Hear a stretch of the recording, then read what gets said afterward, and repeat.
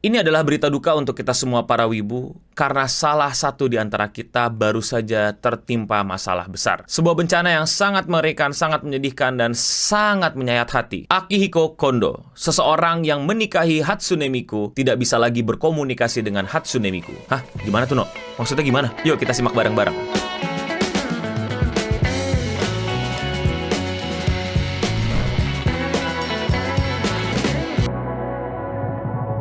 Mungkin kalian pernah ingat atau kalian belum tahu, tapi di tahun 2018 ada seorang bernama Kondo yang otaku parah itu memutuskan untuk menikahi Hatsune Miku. Ya, buat kalian yang baru dengar mungkin aneh, tapi gue ingatkan ini Jepang, negara dengan 1000 keanehan yang kita cintai. Buat kalian yang belum tahu, Kondo ini menikahnya bukan menikah demi gimmick marketing biar Hatsune Miku jadi banyak yang beli, banyak yang punya, atau biar drama gitu, biar makin banyak orang rame, biar makin diomongin, biar nanti dapat endorsement dan lain-lain. So far bisa gue pastikan kalau Kendo ini adalah seorang otaku kalau di Jepang sana yang emang demen sama Hatsune Miku dan memang memutuskan untuk menikahi Hatsune Miku tanpa alasan-alasan gimmick di belakangnya. Wibu angkatan COVID pasti nggak tahu Hatsune Miku itu siapa, jadi mungkin gue harus jelasin sedikit lagi ya. Hatsune Miku itu adalah salah satu model Vocaloid. Vocaloid itu apa?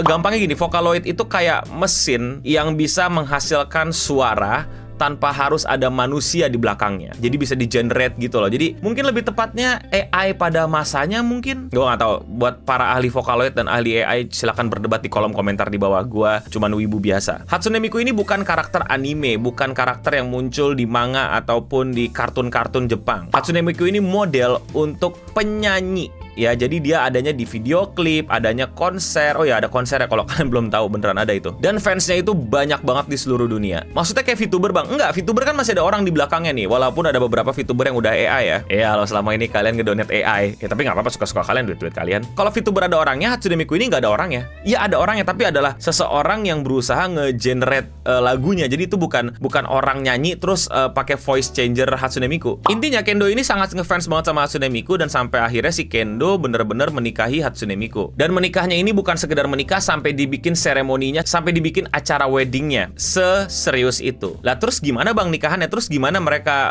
melakukan interaksi di rumahnya? Nah, di sini inti masalahnya. Jadi pada saat dia menikah, dia itu kerjasama sama sebuah startup, perusahaan baru berkembang di Jepang, yang bisa bener-bener membuat conversation antara Kondo dengan Hatsune Miku. Jadi kayak ngomong sama hologram gitu, dan hologramnya ini balasnya ya bukan template gitu, tapi ya kayak AI. Jadi bisa ngejawab, moodnya naik turun, bisa memberikan jawaban yang berbeda, bisa memberikan kata-kata yang beda, jadi nggak bosenin. Si Kondo bilang good morning, Hatsune Miku juga bilang apa gitu. Diajak ngobrol apa, akan jawab apa. Iya, AI bot chat pada masanya lah. Tapi sayangnya semenjak COVID, kayaknya ini dugaan gua karena beritanya kurang jelas, si perusahaan startup ini itu gulung tikar atau emang salah satu servisnya itu ditutup. Sehingga si Kondo nggak bisa lagi tuh ngobrol sama istrinya melalui aplikasi yang disediakan sama startup tersebut. Makanya di sini set momen banget yang dimana si Kondo akhirnya ya nggak bisa melakukan interaksi lagi ngobrol sama Hatsune Miku via alat dari perusahaan startup tersebut. Tapi setelah diwawancara sama salah satu media, Kondo bilang, "My love for Miku hasn't changed. I held the wedding ceremony because I thought I could be with her forever." Walaupun tidak bisa berkomunikasi, cintanya tidak akan berubah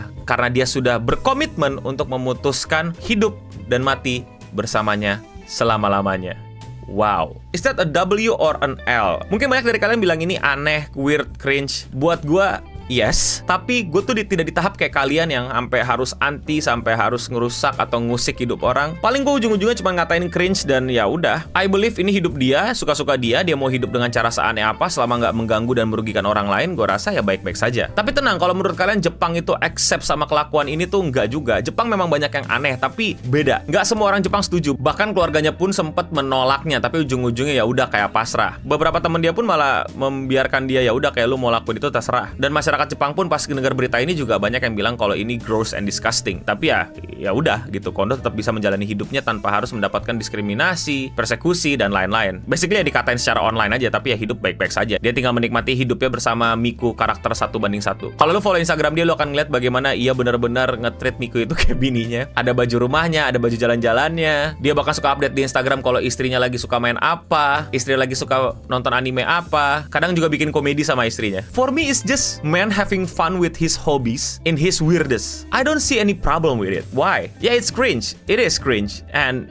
That's it. Tidak ada yang terluka, tidak ada yang dirugikan. Jadi tidak masalah. Fun fact, gue juga baru tahu kalau ternyata dia juga sering diundang jadi pembicara untuk ngomongin relationship dia di kampus-kampus. Ini beneran dia yang ngomong. Tapi dia bilang banyak banget pertanyaan-pertanyaan yang teknis dan sangat-sangat penting tapi kurang bisa dia jawab dan dia merasa kecewa akan hal itu. Dan tebak apa yang dia lakuin? Bukannya dia malah ngotot dan jawab asal, dia bilang, maaf saya belum bisa jawab dan saya akan menempuh pendidikan untuk bisa menjawab pertanyaan-pertanyaan Anda. Wow, that's a big W for him. Karena banyak pertanyaan orang-orang yang nonton seminar dia tentang hukum, makanya dia ambil fakultas hukum dan dia lebih fokuskan ke tentang minority dan human rights. Bro, dia wibu, dia aneh. Tapi abis itu dia ambil kuliah hukum untuk membantu orang-orang yang udah ngelihat dia dan punya pertanyaan tapi belum bisa dijawab. Lu ngapain? Lu cuman ngatain dia cringe. Dia bikin wedding loh. Dia bikin acara pernikahan loh, bukan cuman tahu-tahu bilang in relationship doang di Facebook gitu sama Hatsune Miku. Lu sama waifu lu udah ngapain? Cuman dijadiin wallpaper sama profile picture kan? Begitu doang mah. Ya elah, anak SD juga bisa. Inilah yang sering gue bahas di live streaming gue tentang bagaimana sededikasi apa ya otaku Jepang itu sama dunia perwibuan gitu. Mereka spending money-nya, mereka obsesinya, mereka koleksinya, mereka support artisnya. Anda, wibu Indonesia?